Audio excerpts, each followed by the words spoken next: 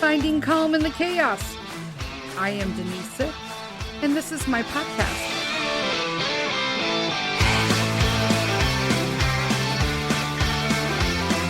Hello, everybody. Welcome to another episode of Finding Calm in the Chaos. I'm Denise. Happy Wednesday, everybody.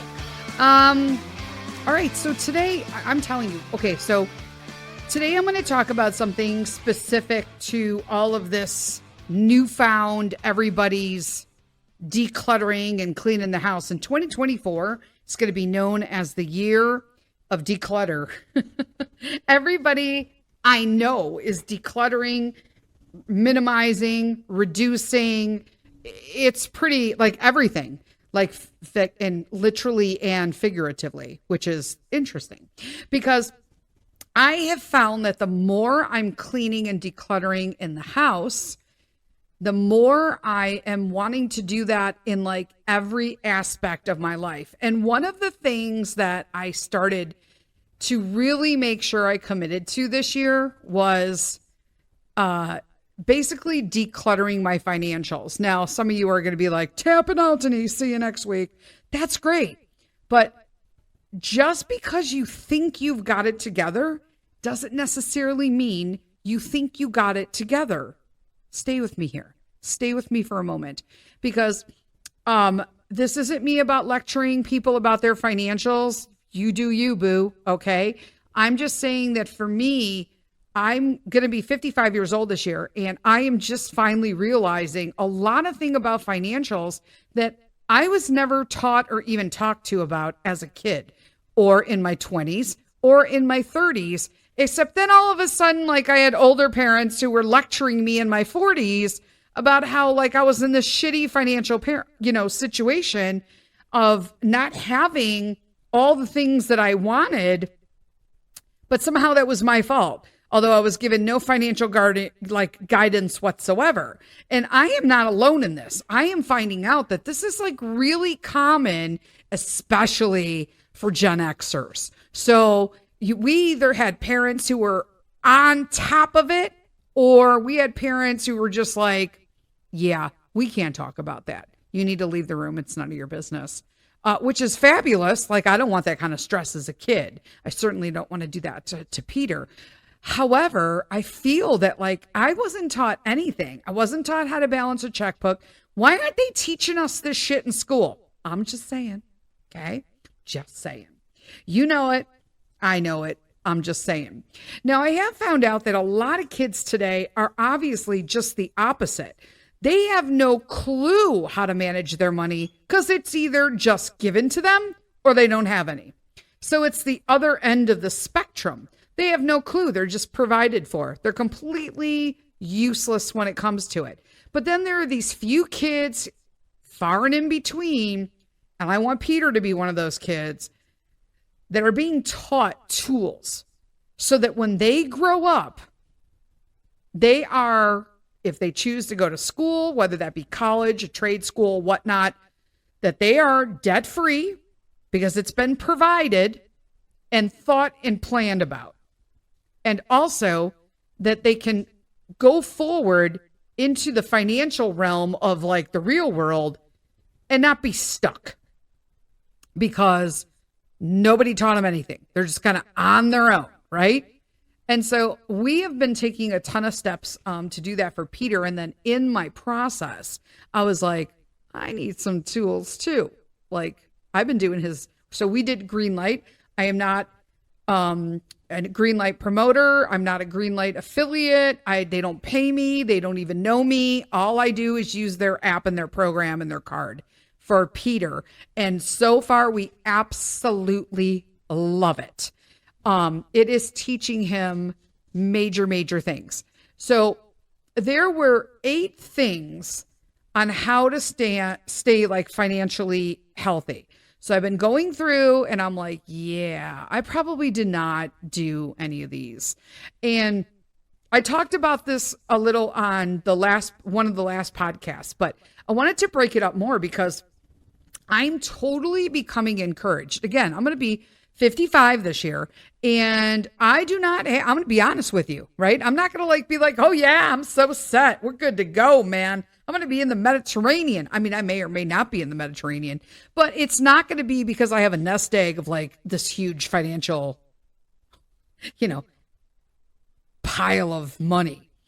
It's because I planned too late, and I did have like an entire 401 and all that kind of stuff. But when I had all my cancer stuff going on and it was just racking up real high. I mean, it racked up so high that my insurance company dropped me. Like I reached my aggregate limits on my insurance policy, and they just charge you for that.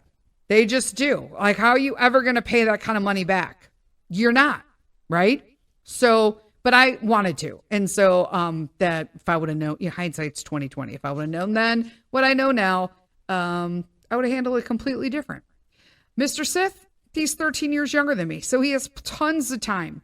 But I found that we are very heavy and very harsh on ourselves when it comes to financials. And that be whether or not we have money or we don't have money.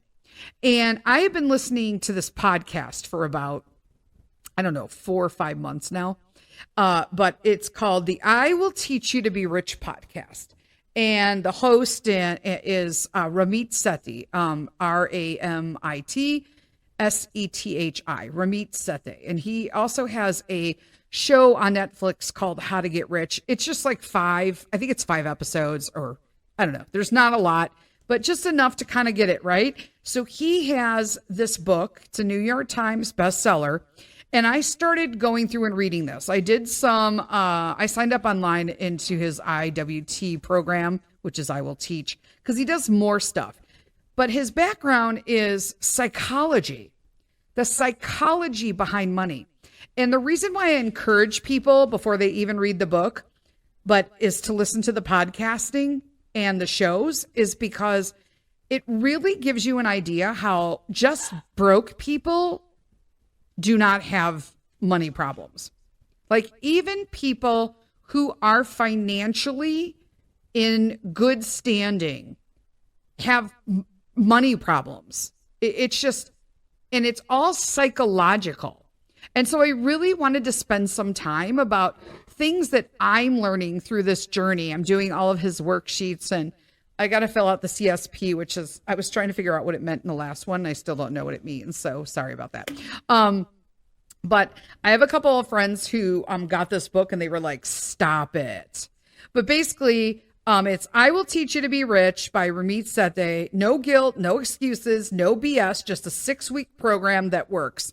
Let me tell you, I'm so encouraged. I can't even. Like, I'm so encouraged. So week 1, he's going to optimize your credit cards, learn exactly what to say to get overdraft fees waived and rack up rewards. Okay, like real stuff. Now, I am not a credit card person, mainly because in the past I've not had a credit score high enough to have a decent credit card, so I didn't bother. But since that stuff is changing, I need to know like what to do and what to utilize, because there are people who have huge credit card limits on some of these podcasts that he has, and they're doing things for points, but the points are like totally not beneficial to the debt they're putting themselves into. And it's like, wow. So like when you don't have that much money, you're like, how do they have all these problems? And it's just because it's really not about whether or not you have money. It's about your relationship and your knowledge that you've been taught with money. And apparently people in the Midwest really, our parents have screwed us. I'm just saying. Week 2, set up no fee, high interest bank accounts that will gouge you. Week 3, open a Roth IRA or a 401k. Week 4, learn how to save hundreds of dollars a month and still have enough to buy what you love. In week 5, automate your accounts so they work together. And in week 6, see how investing is the single most important thing to get rich. Way to get you rich and create a portfolio of your own. Now, understand the concept that he talks about of getting rich is not so many dollars per se. Okay, the whole key is to get you more dollars. You know what I'm saying? But that you can take what you make for a living, and if you adjust all of these things that he goes through, you can live a rich life for you. Like, what is important for you in your life? What's important for me might not be important for Mr. Sith.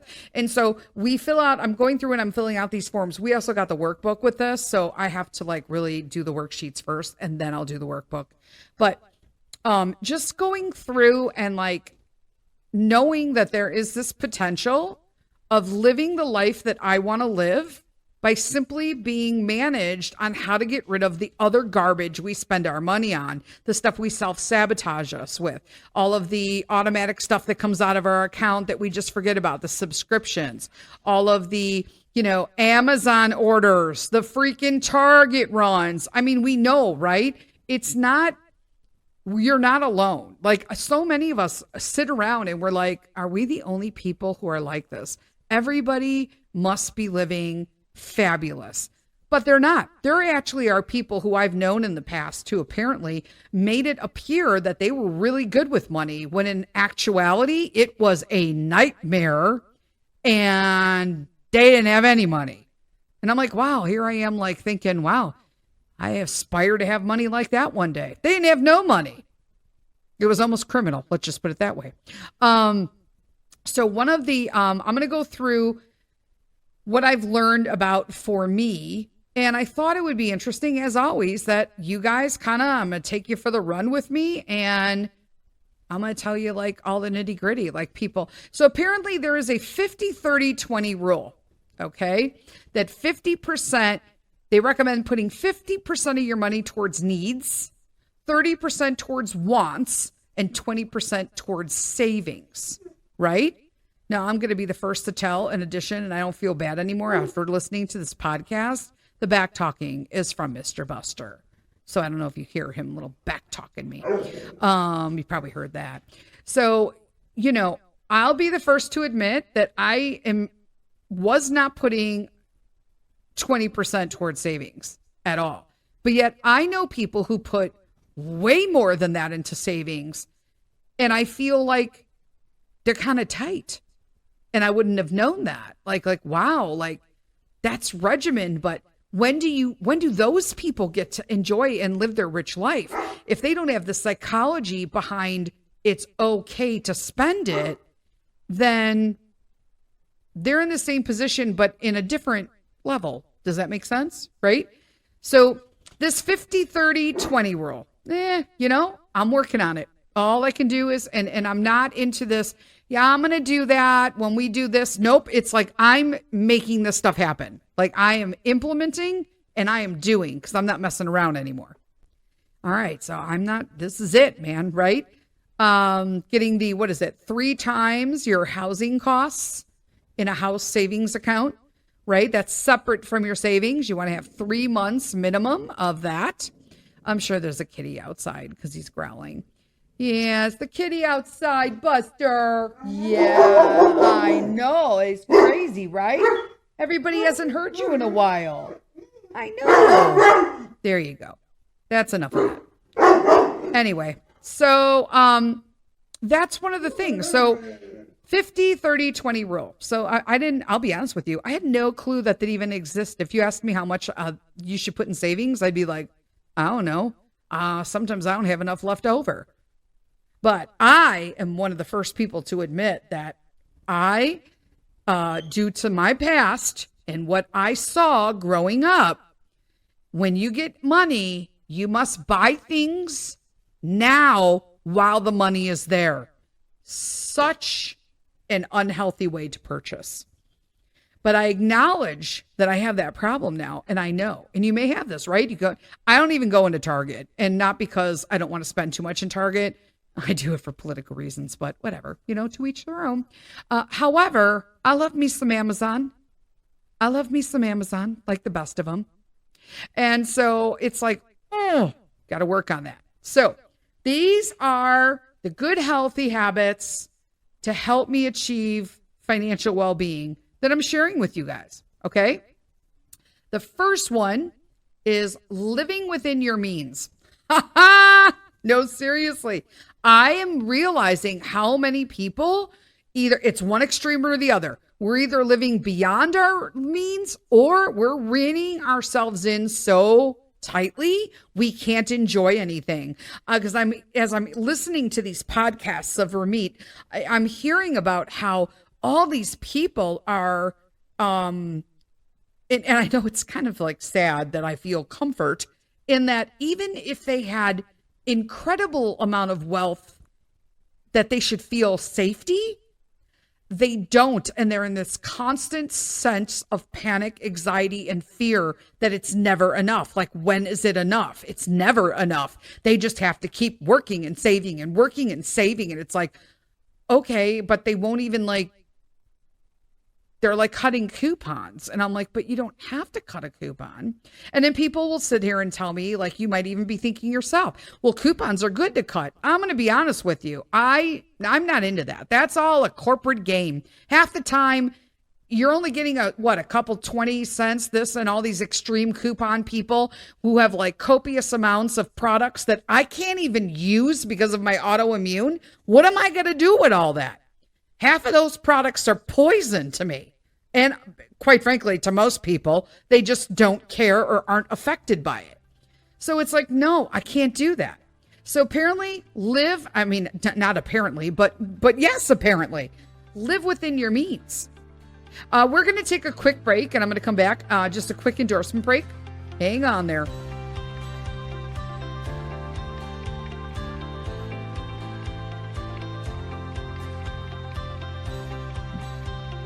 Hey friends, I want to talk to you a little today about our sponsor, which is Pet Matrix.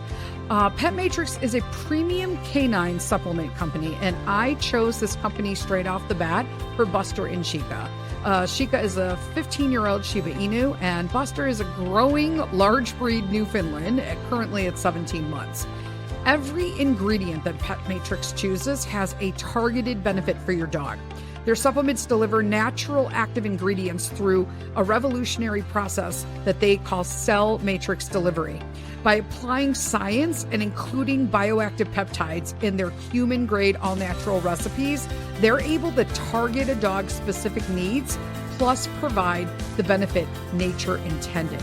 Now, I use the Think for Chica and Buster. It is a cognitive and neural support supplement. I use the Protect for Buster as well, and that is an immune and gut support. And then I also use the Move for both of them, Chica being older and Buster with growing large bones, an anti-inflammatory and mobility support supplement. If you want to check out Pet Matrix, you can check them out at petmatrix.com. That's petmatrx.com. And you can use Buster Sith at promo for 20% off. Again, that's Buster, Buster, Sith, Sith, no spaces, and get 20% off your order.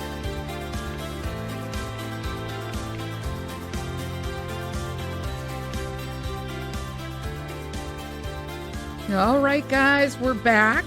A little endorsement from my favorite company, Pet Matrix. I'm loving that. You guys, that's a family-owned company.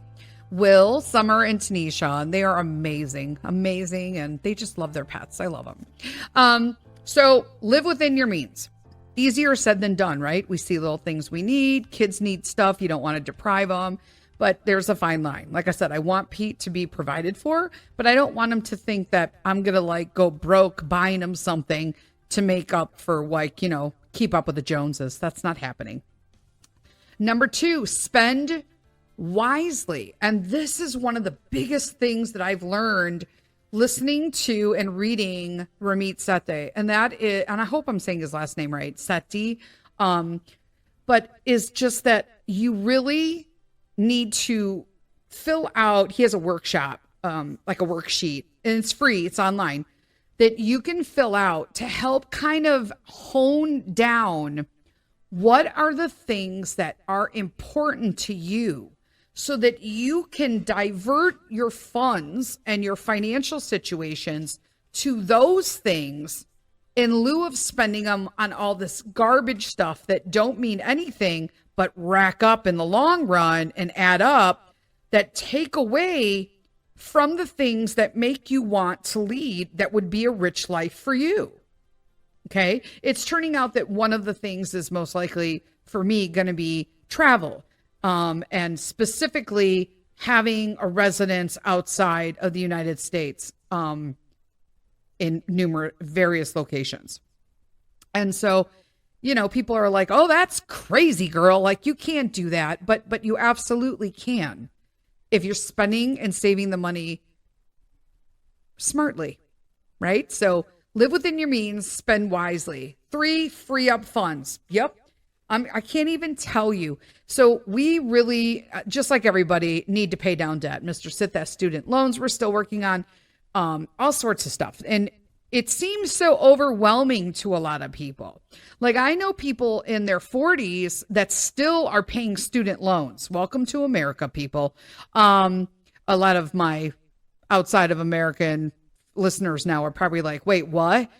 Yes, like Mr. Sith and so many people in America rack up so much student loan debt. I'll be honest with you. I think it's a total racket. And I think a lot of people agree with me.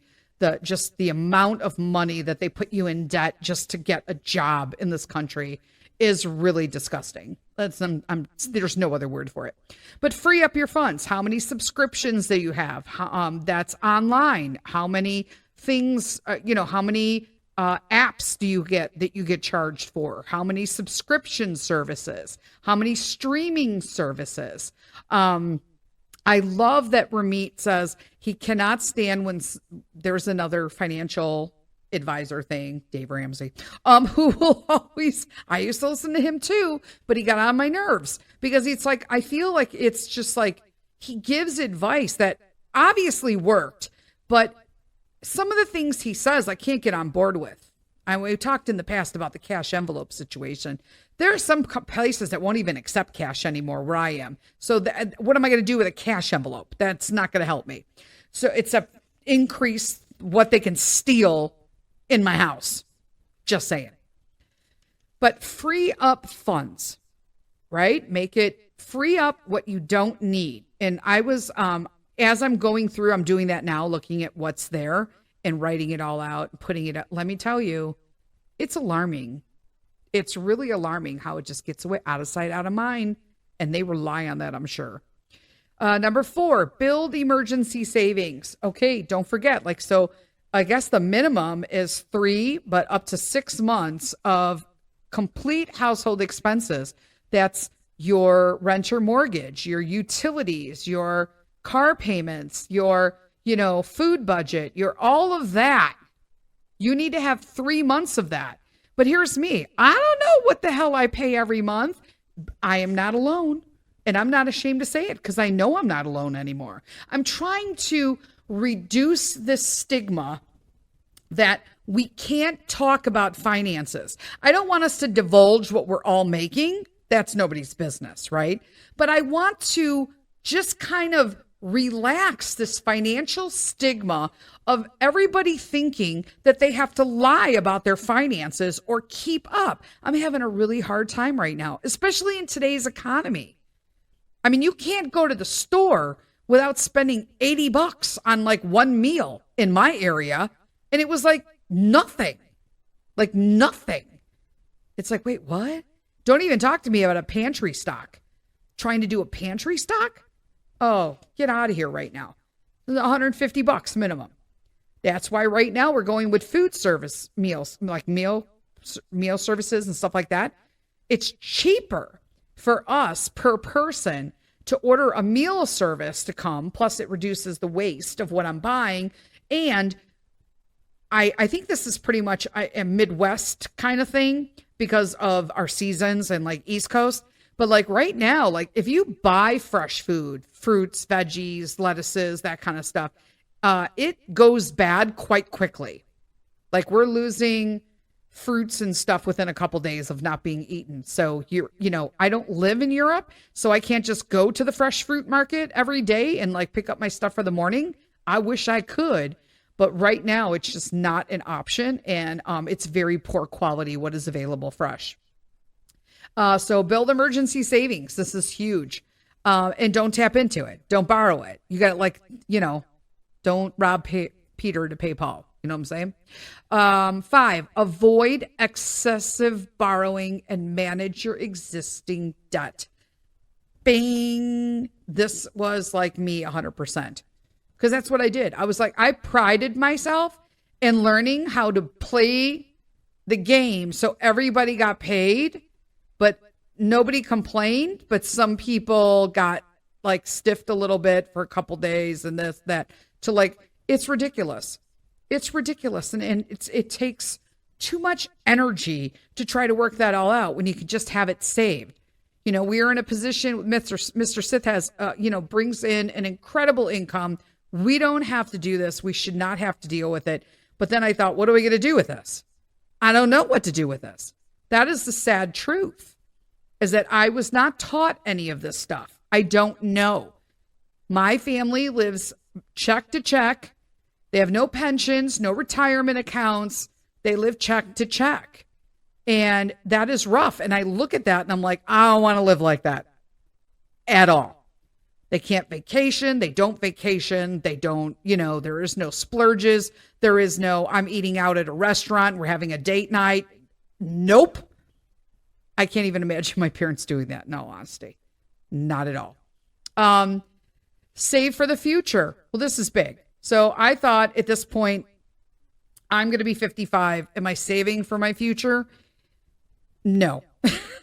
I mean, I could do a little, but in all honesty, the benefit is Mr. Sith is 13 years younger than me. So we can save for his future and go all in.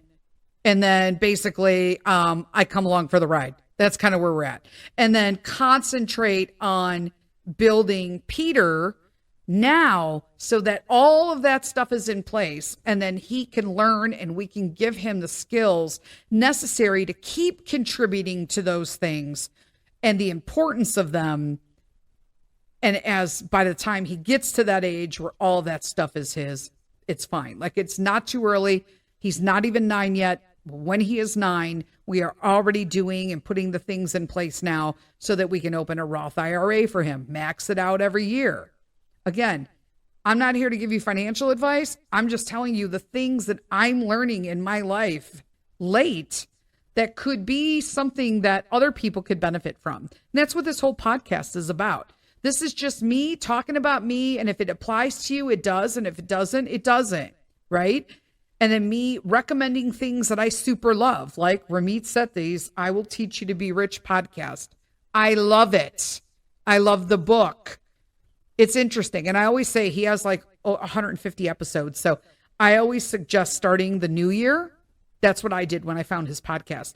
I started the new year 2024 and I worked to the current episode. And then while that episode, until I wait for the next episode to come, which is I think weekly, then I just start at the beginning. So I think I'm on number 26, like that kind of thing, right?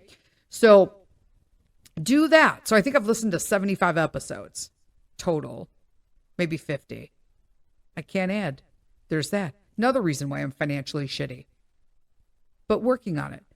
I always know. You can't be great with finances if you've not, like, you're never going to be a seamstress if you don't know how to sew and you don't practice and somebody doesn't show you and you don't look for instruction and you don't try it a little bit every day, right? Same thing with finances. It is what it is. So save for the future. It's never too late, especially for your kids. Get it now while they're younger. If you feel like you're done or you're set, go ahead, max one out for them as well. This way they'll thank you. When you look at that, and we were figuring it out, like if we open it this fall for him and we max that out every year, he's going to have a nice foundation for himself. And that doesn't even include investments, folks. Plus, he wants to open up his own CD with this money in his savings account at the bank. I think I told that story too, how he asked her that he made a deposit and then he was like, hey, so I have a question. Like, what's your minimum for CDs? And I'm like, wait, what? And she was like, wait, what? But answered all his questions. Number 7, protect what matters. This is important because it's going to vary based on what you feel like your rich life is. And that's awesome. Everybody is going to have what matters to them is going to be different. And always beware of scams and frauds. Now, let me explain something to you because I did not know this, which is interesting because I used to work for a financial advisor, like part-time in the past. So it was like, wait, what? But so he hates financial advisors, which is like, it's fine. I mean, he likes financial advice, right? So like great advice from financial, people who are licensed to do so, but he does not agree. So apparently there are flat fee based financial advisors and percentage based financial advisors. When you figure out, some of these people on the podcast have been figuring out that they have like millions of dollars in these financial advisor accounts, but they could have so much more if they didn't pay the copious amounts because they're on a percentage of everything they're doing for them. It is a ripoff. I'm like, wait, what? And I don't want to hear about how it's like, because he says that he has all of the, like, he will sit there and like stand behind it. And he's the professional. But he's like, you can find somebody who'll do that for a flat fee and advise you.